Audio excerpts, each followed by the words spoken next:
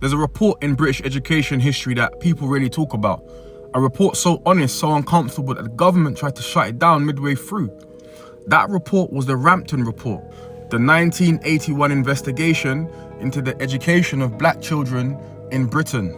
But to understand the Rampton Report, you have to know what was happening in Britain in the late 70s.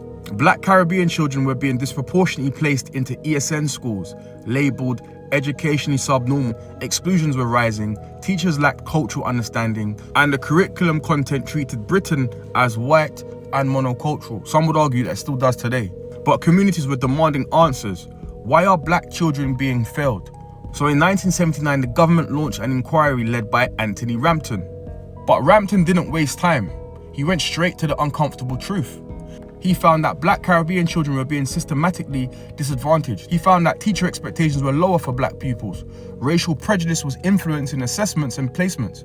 Black pupils faced harsher discipline. Schools lacked cultural understanding and anti-racist training. And the curriculum erased the histories and contributions of black people. And finally, black parents often felt dismissed, disrespected, and unheard. Rampton said plainly, the problem is not the children, the problem is the system. And this is where the story starts getting crazy. Rampton refused to sugarcoat. He refused to blame black families. He refused to pretend this was about home environment, rootlessness, or culture. He named racism directly. He said British schools needed to confront their own prejudices. And the government did not like that.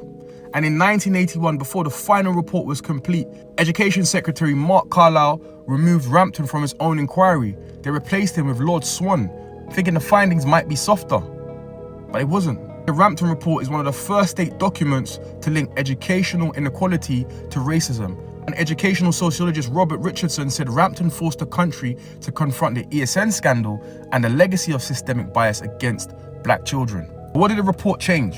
Rampton's interim findings became the foundation of the Swan Report. His evidence shaped debates on multicultural education, teacher training on race, curriculum reform conversations, future anti-racist work in schools, and the recognition of structural racism in education. But the deeper truth? Most of Rampton's recommendations were never fully implemented. And today, school exclusions, attainment gaps, cultural bias, and teacher expectations still reflect the same patterns Rampton described in 1981.